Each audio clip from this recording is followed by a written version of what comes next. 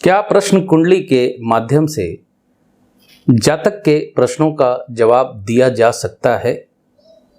ये एक बहुत ही गंभीर प्रश्न है और गंभीर मुद्दा है जो मैं आप लोगों के सामने रख रहा हूँ।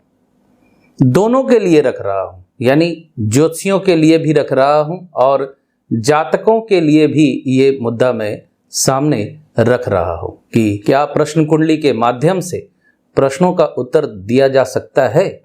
तो निश्चित तौर पे दिया जा सकता है। ज्योतिष शास्त्र में ऐसा प्रावधान है। लेकिन यहाँ मुख्य समस्या जो है, ज्योतिष तो जानते ही हैं, लेकिन जातकों को भी इस समस्या को समझना चाहिए।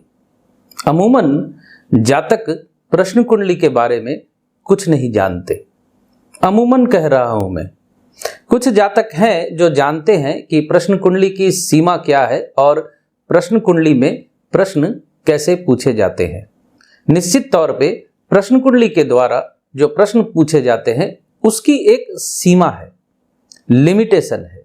जैसे जातकों को ये समझना होगा, सबसे पहली बात या पहली शर्त ये होती है प्रश्न कुंडली के दौरान कि एक प्रश्न से ज्यादा आप प्रश्न नहीं पूछ सकते। यानी एक प्रश्न से ज्यादा आपको प्रश्न नहीं पूछना चाहिए प्रश्न कुंडली के द्वारा। एक तो आप गंभीर हैं अगर प्रश्न के प्रति, तभी प्रश्न कुंडली का इस्तेमाल कीजिए। दूसरी बात यह है कि जन्म कुंडली अगर आपके पास नहीं है तो ही प्रश्न कुंडली का इस्तेमाल कीजिए।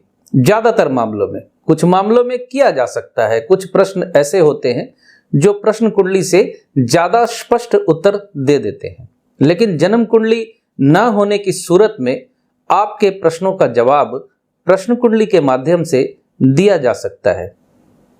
लेकिन एक जातक के तौर पे आपको भी मालूम होना चाहिए कि प्रश्न कुंडली में ऊटपटांग प्रश्न नहीं पूछे जा सकते। जैसे प्रश्न की लिमिट को समझिए। आप जानना चाहते हैं कि मेरा विवाह कब होगा। आपके पास जन्म कुंडली नहीं है और आप अपने विवाह के बारे में जानने के लिए उत्सुक हैं क्योंकि विवाह नहीं हो रहा है, तो प्रश्न कुंडली का सहारा आप लेना चाहते हैं तो लीजिए। लेकिन आपका प्रश्न यहीं तक सीमित होना चाहिए कि मेरा विवाह कब होगा या मेरा विवाह होगा या नहीं होगा, बस इतना काफी है। लेकिन अगर आप इसमें कुछ और प्रश्न जोड़ देंगे कि मेरा विवाह कब होगा, मेरी पत्नी कैसी मिलेगी, मेरी सास कैसी मिलेगी, मेरा ससुर कैसा मिलेगा, दहेज में मुझे धन मिलेगा कि नहीं मिलेगा, संतान मेरी कैसी होगी विवाह के बाद, आप अगर इस तरह से बंच ऑफ क्वेश्चन अगर करते हैं तो वो प्रश्न कुंडली के माध्यम से आपके प्रश्न का उत्तर देना बेमानी हो जाता है। यानी प्रश्न कुंडली के माध्यम से इस प्रकार से उत्तर नहीं दिया जा सकता। आपको स्पेसिफिक प्रश्न पूछना भी सीखना होगा। ज्योतिषियों पे ही दोषारोप मत करते रहिए। आपको भी जानना होगा कि हमने ज्योतिष से प्रश्न कैसे करना है। मान लीजिए संतान नहीं हो रही है तो आपका प्रश्न सीधा यही होना चाहिए कि मुझे संतान कब होगी, क्या मुझे संतान होने का योग है, दैट्स इट। लेकिन अगर आप इसमें यह प्रश्न जोड़ेंगे कि सर ये भी बता दीजिए लड़की होगी कि लड़का होगा, या मजाक के तौर पे एक बात और मैं कह रहा हूं, आप ये भी पूछ बैठे कि गोरा होगा कि काला होगा, तो ये तो हास्यकर बात हो जाती है। आपको सिर्फ वहीं तक सीमित रहना है कि मुझे संतान कब होगी, होगी या नहीं होगी। क्या प्रश्न कुंडली के माध्यम से दिखता है कोई रास्ता संतान होने से संबंधी, तो यहां तक आपको पंचम भाव से संबंध जोड़ते हुए आपके प्रश्न का उत्तर दिया जा सकता है। लेकिन अगर आप साथ में ये जोड़ेंगे कि संतान का भविष्य कैसा होगा, वो कितना पढ़े लिखेगा, उसकी बीवी कैसी आएगी, तो कैसे देंगे प्रश्न का उत्तर। तो प्रश्न कुंडली के माध्यम से जब आप प्रश्न पूछते हैं तो प्रश्न को जितना शॉर्ट और जितना शार्प रखेंगे उतना आपको उत्तर सही मिलेगा और साफ उत्तर मिलेगा। दूसरी बात यह है, आप लोगों को यह भी समझना होगा कि प्रश्न कुंडली के माध्यम से जब आप प्रश्न करते हैं तो इसका मतलब यह नहीं है कि आपको प्रश्न का उत्तर पॉजिटिव ही मिलेगा। यानी आपको इस बात के लिए तैयार रहना चाहिए कि एक ज्योतिष प्रश्न कुंडली के माध्यम से आपकी विवाह की संभावनाओं को अगर तलाश रहा है तो आपको हो सकता है यह भी सुनने को मिले कि नहीं, आपके विवाह का योग निकट भविष्य में नहीं है। तो अगला प्रश्न आपका यह हो सकता है कि क्या मेरा विवाह कभी नहीं होगा? जी नहीं, ऐसी बात नहीं है।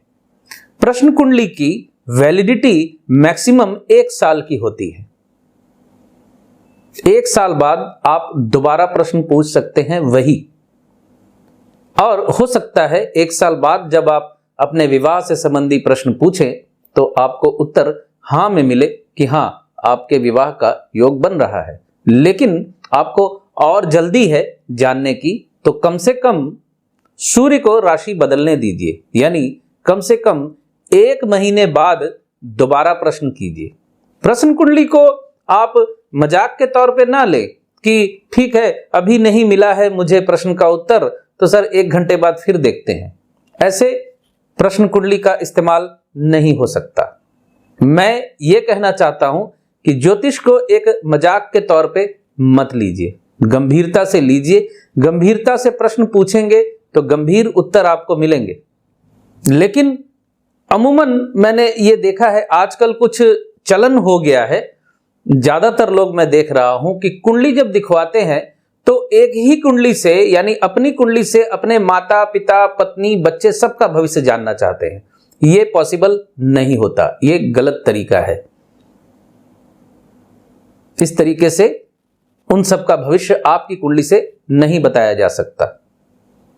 तो प्रश्न कुंडली के माध्यम से आपने प्रश्न पूछना है तो आपको सबसे पहली जानकारी यह होनी जरूरी है कि आप एक प्रश्न से ज्यादा ना पूछें। यह वीडियो मैं आज इसलिए बना रहा हूं कि एक व्यक्ति ने आज मुझसे यही प्रश्न किया था अपने विवाह से संबंधी।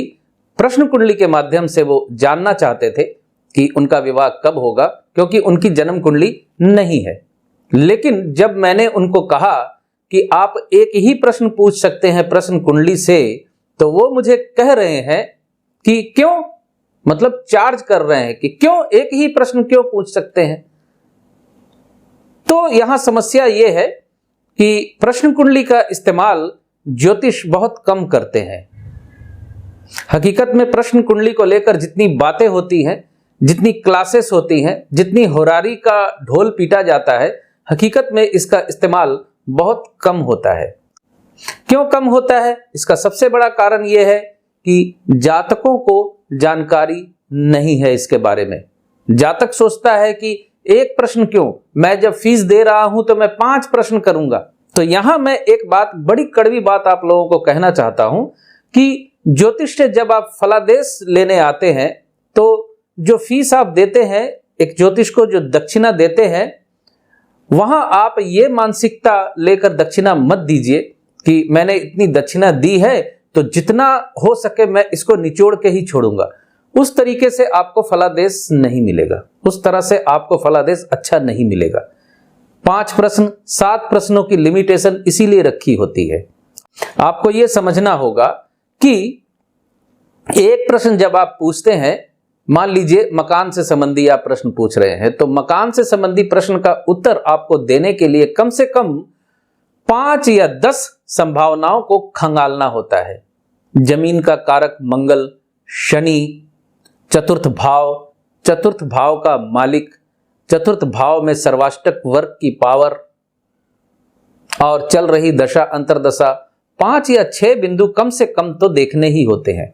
लेकिन वो 5-6 बिंदु देखते खत्म करते ही जब हम उत्तर देते हैं कि अभी देर है या बनने में देर है या इतने दिन बाद बनेगा, तो फटाक से एक और क्वेश्चन इतनी तेजी से आता है कि कभी कभी तो एक्चुअली दिमाग भन्ना जाता है हमारा। क्वेश्चन लिमिट रखिए, 5 क्वेश्चन 7 क्वेश्चन बहुत होते हैं एक बैठक में, यानी एक कंसल्टेंसी के दौरान। क्वेश्चन लिमिट रखेंगे तो आपको प्रश्नों के उत्तर, लेकिन आप दनादन प्रश्नों के बाण छोड़ते चले जाएंगे तो फिर आपको प्रश्नों का जो उत्तर मिलता है वो भी बस दनादन उसी तरह मिलने लगता है। यानी एक सीमा के बाद प्रश्नों के उत्तर आपको सही मिलते नहीं है। इसलिए ग्रीडी मत बनिए फलादेश के वक्त। एक फलादेश, दो फलादेश भी अगर कोई ज्योतिष आपकी कुंडली के माध्यम से सटीक देने में आपको कामयाब हो जाता है तो वो बहुत होता है। हकीकत में मुझे बार बार यह बोलना पड़ता है कि प्रोफेशनल ज्योतिष या आज के जमाने में ज्योतिष जिस प्रोफेशनलिज्म को छू कर चल रहा है या जिस स्तर तक चला गया है, ज्योतिष के स्तर को और फलादेश के स्तर को एकदम मिट्टी में मिला के रख दिया है, एकदम जमीन पे चला गया है वो। तो आप जान लीजिए, प्रश्न कुंडली के माध्यम से एक प्रश्न से ज्यादा आप नहीं पूछ सकते। और दूसरा पॉइंट ये याद रखिए कि जब विवाह से संबंधी आप प्रश्न पूछ रहे हैं तो अपनी सास, ससुर, बीवी, बच्चों के बारे में मत पूछना शुरू कर दीजिए, वहां प्रश्न का उत्तर आपको नहीं मिलेगा। तो इजाजत दीजिए, ये वीडियो सुबह एक हल्की सी बातचीत के दौरान ये मुझे महसूस हुआ कि ये बातें आप लोगों के सामने रखना बहुत जरूरी है, क्योंकि प्रश्न कुंडली के माध्यम से प्रश्न पूछने के लिए बहुत से लोग अप्रोच करते हैं, जिसमें से मैं 98 लोगों को ना कर देता हूं कि मैं नहीं देखूंगा आपका प्रश्न, क्योंकि मैं पूछता हूं कि आप क्या जानना चाहते हैं, तो वो पूरा महाभारत जानना चाहते हैं एक प्रश्न कुंडली के माध्यम से, तो मैं ड्रॉप कर देता हूं, मैं बोल देता हूं कि नहीं देखा जा सकता, छोड़ दीजिए इसको। तो फिर वही बात आ जाती है कि कुछ लोग प्रश्न फेंकते हैं कि क्यों, तो ये क्यों आपको मालूम नहीं है, तो आप जानने की कोशिश कीजिए। और ज्योतिष शास्त्र का लाभ उठाना चाहते हैं तो सटीक प्रश्न कीजिए, कम प्रश्न कीजिए, ग्रीडी मत बनिए ज्यादा, इस चीज का ध्यान रखिए। ठीक है, खुश रहिए, स्वस्थ रहिए।